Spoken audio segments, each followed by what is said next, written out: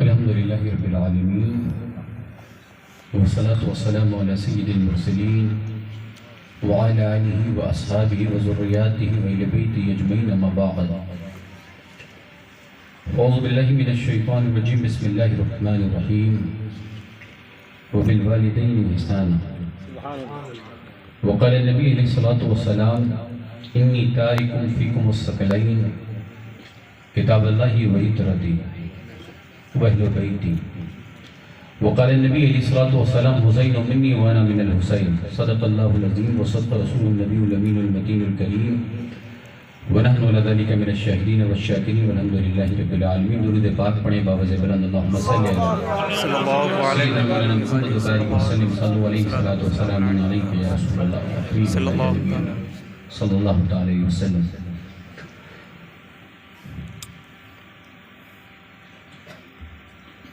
عزیزان ملت اسلامیہ، ممبر پاک پہ جلوہ افروز باوقار علماء، معزز شعراء، محترم سامعین، اللہ تبارک و تعالی ہم سب کی اس حاضری کو قبول فرمائے اور جس غرض سے اس بزم پاک کو سجایا گیا ہے پروردگار عالم ہمارے عزیز القدر حافظ عبدالعلیم صاحب قبلہ اور ان کے جتنے بھی بھائی ہیں، رشتہ دار ہیں، اقربا ہیں جو اس محفل پاک میں آئے اپنے والد بزرگوار کی 40ویں کی فاتحہ کی مناسبت سے اس محفل پاک کو سجایا گیا.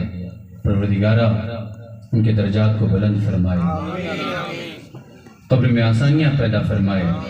مسلمانوں،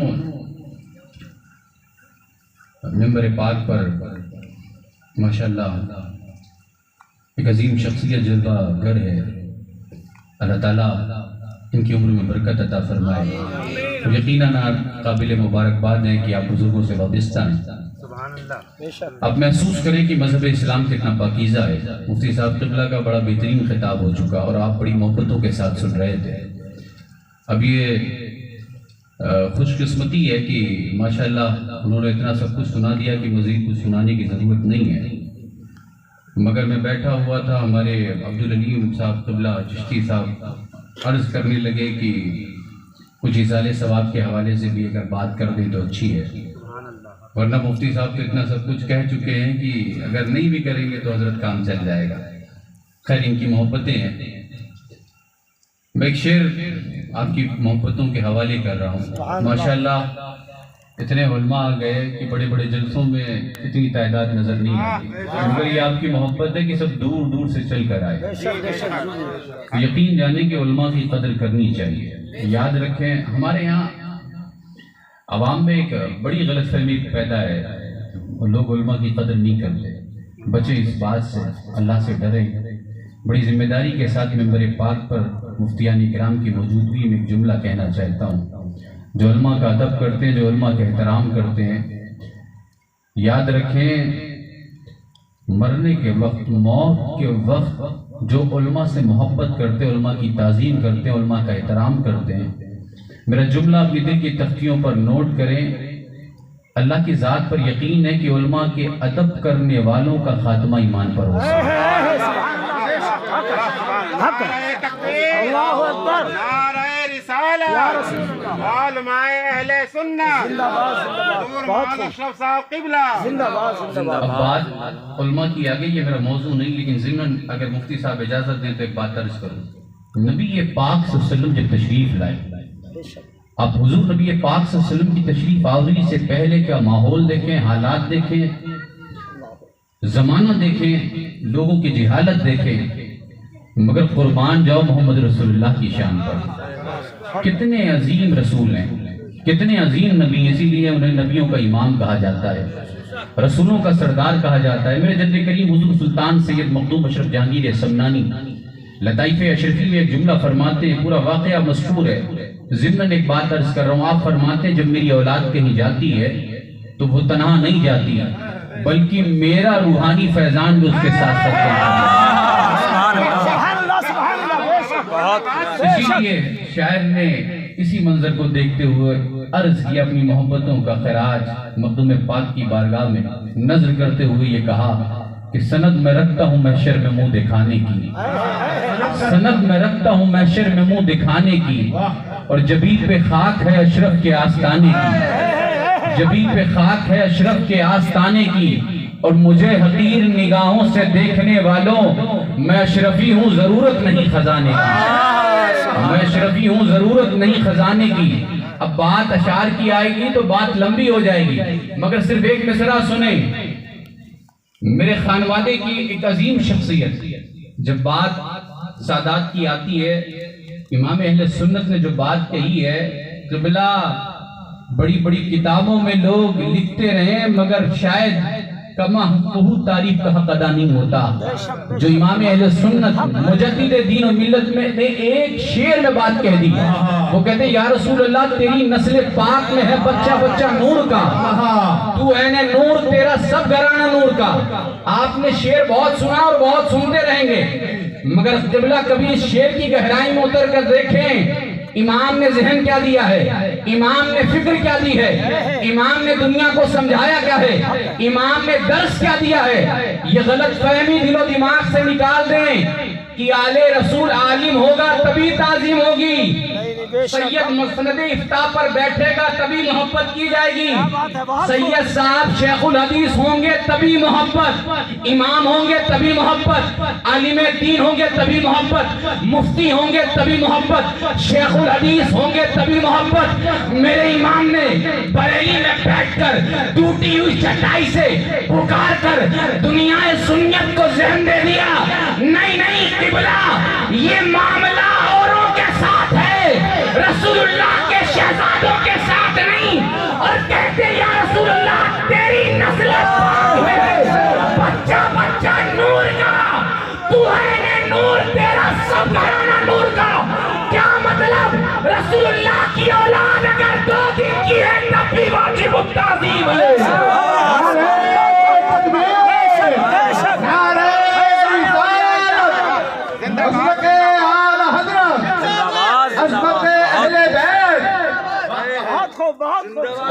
زندہ باد زندہ باد۔ جلسوں میں کہتا ہوں ہندوستان نہیں بیرون ممالک میں بھی فقیر جاتا ہے، امام اہل سنت کو صرف پڑھنا نہیں ہے، ان کی فکر کو سمجھنا ہے، تعلیمات کو اپنانا ہے۔ یہ غلط فہمی معاشرے میں ہے، مگر ہاں سادات کی بھی اپنی ذمہ داریاں یہ انہیں بھی سمجھنا چاہیے۔ لیکن جب بات محبتوں کی آتی ہے تو اپنے اکابرین کی طرف آپ لوٹیں، ان لوگوں کی طرف جنہوں نے اہل سنت کو نظریہ دیا ہے، اور امام اہل سنت۔ اب بات ایک آ گئی تو میں کہتا چلوں کہ صاحب اب دیکھیں مفتی صاحب بیٹھے ہیں، انہی سے عرض کر لیتے ہیں کہ بھائی کوئی غیر سید ہے، عالم ہے، بہت ساری خوبیوں کا حامل ہے، مگر اگر وہ فاسق ہو، جھوٹ بولتا ہو، یا کسی ایسے کام میں ملوث ہو، کیا بات ہے، بہت جس کام کی بنیاد پر شرم اس پر گرفت ہو رہی ہے، تو مفتی صاحب سے پوچھا جائے کہ حضرت کیا اب بھی اس کی تعظیم کی جائے گی؟ اللہ اکبر۔ مفتی صاحب بیٹھے ہیں، بڑی ذمہ داری کے ساتھ میں یہ کہنا چاہتا ہوں، وہ کہیں گے نہیں اس کی تعظیم نہیں کی جائے گی۔ بہت خوب، بہت خوب۔ غیر سید ہے، فاسق ہے، فاجر ہے، اسی لیے میں کہتا ہوں اعلیٰ حضرت کی تعلیمات کو سمجھنے کے لیے رسول اللہ کی حدیث پاک پر بھی نظر ہونی چاہیے، ان کے اشعار کو سمجھنے کے لیے حدیث رسول بھی سمجھنا پڑے گا۔ اسی لیے امام اہل سنت یہ ہو جاتا ہے کہ کچھ ایسے لوگ ہیں جو کم پڑھے لکھے انہیں سمجھ میں نہیں آتے، ہوتا ہے، کیوں نہیں سمجھ میں آتے؟ اس لیے کہ تعلیمات امام اہل سنت کو سمجھنے کے لیے عالم ہونا بھی ضروری ہے، سمجھ میں نہیں آئیں گے۔ اب یہ نصیب کی بات ہے کہ جاہل بھی اگر سمجھ جائیں بونس ہے، تو معاملہ عجیب و غریب ہے۔ قبلہ میں عرض کر رہا تھا، اعلیٰ حضرت فرماتے تیری نسل پاک میں ہے بچہ بچہ نہیں، میرا موضوع نہیں ہے، مفتی صاحب نے شعر پڑھا تھا تو میں نے کہا تشریح کر دوں، تیری نسل پاک میں ہے بچہ بچہ نور کا، تو ہے نور تیرا سب گھرانہ نور کا۔ میں نے عرض کیا کہ کوئی غیر سید ہیں، ساری خوبیاں ہیں مگر فاسق و فاجر ہیں، کیا ان کی تعظیم کی جائے گی؟ مفتی صاحب ذمہ داری سے کہیں گے نہیں، تعظیم نہیں کی جائے گی۔ بے شک ایک سید صاحب ہیں، وہ بھی عالم ہے، وہ بھی فاسق ہے، پھر پوچھئے مفتی صاحب سے کیا سید صاحب کی تعظیم کی جائے گی؟ بے شک تو بے مفتی شک صاحب ہی جواب دیں گے ہاں تعظیم کی جائے گی۔ حق مفتی صاحب یہ دوہرا رویہ اسلام میں نہیں ہے، یہ اسلام ہے، برہمن واد نہیں ہے، کیا بات ہے جہاں بہت خوب اونچا نیچا، امیر غریب، اپر کاسٹ لوور کاسٹ دیکھا جائے تو مفتی صاحب بڑی ذمہ داری سے کہیں گے بے شک یہ تعلیمات محمد رسول اللہ ہے، یہاں اونچا نیچا امیر غریب چھوٹا موٹا کالا گورا نہیں دیکھا جاتا، یہ سچ ہے۔ تو پھر پوچھنے والے سائل نے کہا حضرت پھر معاملہ کیا ہے؟ غیر سید ہے تعظیم ختم، سید ہے پھر بھی تعظیم واجب۔ تو مفتی صاحب قبلہ مچل کر جواب دیں گے اے سائل، وجہ یہ ہے کہ غیر سید کی تعظیم ابھی تک اس کے علم کی وجہ سے ہو رہی تھی، مگر سید صاحب کی تعظیم ہم علم کی وجہ سے نہیں کر رہے، ہم لباس کی وجہ سے نہیں کر رہے، ہم شکل و صورت کی وجہ سے نہیں کر رہے، ہم آل رسول کی تعظیم اس وجہ سے کر رہے ہیں کیونکہ اس کی رگوں میں رسول ہاشمی کا خون گردش کر رہا ہے۔ کیا مطلب؟ اسی لیے تو امام کہتے ہیں یا رسول اللہ تیری نسل پاک میں ہے بچہ بچہ نور کا، تو اہل نور تیرا سب گھرانہ نور کا۔ نعرہ تکبیر، نعرہ رسالت، عصمت اہل بیت، علماء اہل سنت۔ بہت خوب بہت کامیابی۔ اب آئیں اس طرف، اس لیے کہ میں بہت تھکا ہوں، اور ماشاءاللہ یہ تو ہمارے عبدالعلیم بھائی کی محبتیں ہیں کہ آپ تھکے نہیں نظر آ رہے، بہت خوب آپ بالکل چارج ہیں ماشاءاللہ، کوئی بھی نہیں تھکا حضرت جب پہ بیٹھے سب صحیح۔ کیا کہنے سبحان اللہ۔ مگر صبح فاتح کی بھی محفل ہے، اس میں بھی لوگوں کو جگنا ہے، جلسہ سننے کے بعد سونا نہیں ہے، تو اس کا بھی خیال ہمیں رکھنا ہے۔ قبلہ میں عرض یہ کر رہا تھا کہ آپ نے سنا وَبِالْوَالِدَيْنِ احسانًا، اسلام کو سمجھیں۔ اللہ کے رسول صلی اللہ علیہ وسلم نے جو تعلیمات عطا فرمائی، اللہ کی عزت کی قسم نبی پاک صلی اللہ علیہ وسلم نے کسی مرحلے میں کسی معاملے میں اپنے غلاموں کو فراموش نہیں کیا۔ بے شک بے شک وہ ماں باپ ہو، وہ بیوی ہو، وہ بھائی ہو، وہ چچا ہو، وہ دادا ہو، وہ نانا ہو، وہ نانی، دنیا کے جتنے رشتے ہیں سارے رشتوں کا بھرم اگر کسی ذات نے رکھا ہے تو وہ محمد رسول اللہ کی ذات ہے۔ پیر صاحب بھی ہوں، یہ پیر صاحب سید صاحب یہ ہم سب کا جو احترام ہے، قبلہ امام صاحب کا مفتی صاحب کا، یہ رسول اللہ کے نالین پاک کا صدقہ ہے۔ حق ہے بے شک بے شک حق ہے۔ اسی لیے تو امام کہتے ہیں، امام میں عشق و محبت آئے ہے، حضور مفتی اعظم ہند نے کہا نالین پاک کی بات آ گئی، جو سر پر رکھنے کو مل جائے نالین حق ہے سمجھنے کی ضرورت ہے۔ ہماری قسمت آئے ہے، ہم اتنے نصیب والے، اتنی قسمت والے ہیں کہ ہم رسول ہاشمی کے غلام ہیں۔ ماں باپ کی شان، ماں باپ کی عظمت، والدین کا مقام بے شک ذرا محسوس کریں۔ اللہ کے رسول صلی اللہ علیہ وسلم کی قانون اسلام نے والدین کے تعلق سے کیا کیا کہا۔ ماں باپ کے ساتھ صلہ رحمی کرو، ماں باپ کے ساتھ حسن سلوک کرو، ماں باپ کے ساتھ محبت سے پیش آؤ، ماں باپ کا احترام کرو، ماں باپ کا خیال رکھو، انہیں چھڑکو مت، انہیں سخت جملوں سے ان سے کلام مت کرو۔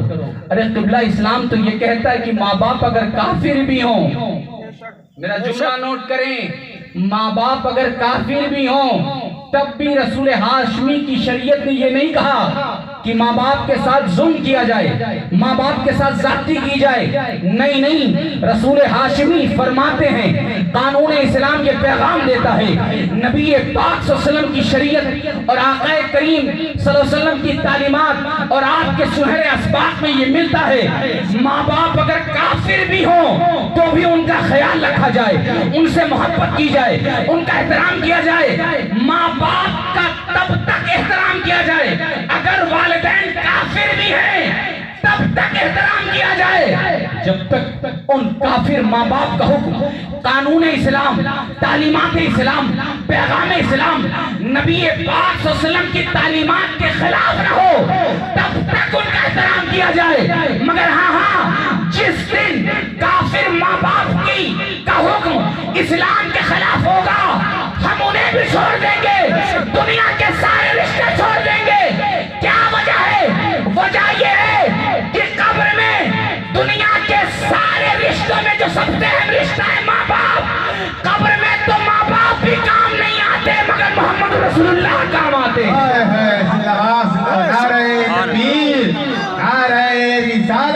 عصمت والدین. بہت سبحان اللہ.